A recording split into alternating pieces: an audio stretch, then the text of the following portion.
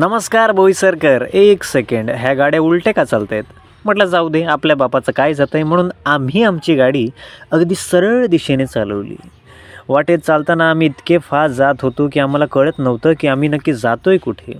तेव्हा आम्हाला एक पोरगा भेटला. तो म्हणाला की इथे आंबटगड मैदानावर क्रिकेटचे सामने सुरू आहेत, तर तुम्ही सामन्याचा आस्वाद घ्या आणि नंतर पुढे जा. म्हणून म्हटलं की चला बाबा, तुझंही ऐकूयात. आम्ही 2 मिनटं मॅच बघितल्या, परंतु नंतर आम्हालाच कळत नव्हतं की आमचं डोकं आणि पोट नक्की आंबट गोड झाल्यासारखं वाटत होतं. म्हणून आम्ही तिकडनं कल्टी मारली आणि पोट रिकामी होतं ते भरण्यासाठी रामदेव बार अँड रेस्टॉरंटकडे वळलो.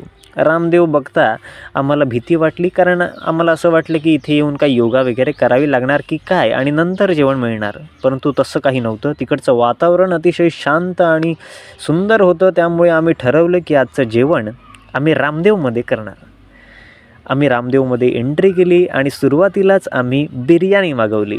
बिर्याणी इतकी भारी होती की आम्हाला सुचत नव्हतं की नक्की व्हिडिओ बनवू की आधी बिर्याणी खाऊन घेऊ. शेवटी आम्ही थोडीशी बिर्याणी खाऊनही घेतली आणि नंतर व्हिडिओ बनवायला सुरुवातही केली.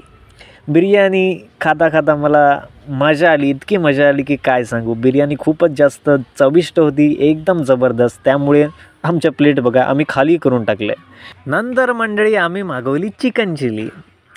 हा वेटर आम्हाला सर्व करताना खूप खुश होता. ते बघून आम्हालाही आनंद झाला आणि आम्ही चिकन चिलीचा ताव मारायला सुरुवात केली. तर एवढ्यात माझं तोंड भाजलं, तरी पण मी जिद्द अजिबात नाही सोडली आणि खायला मात्र सुरुवात केली.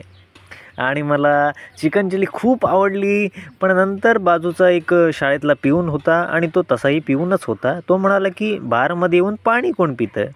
म्हटलं की दुपारची वेळ आहे, त्यामुळे आम्ही पाण्यावरच भर देतो. नंतर आम्ही शेवटी एक सेल्फी काढला आणि कल्टी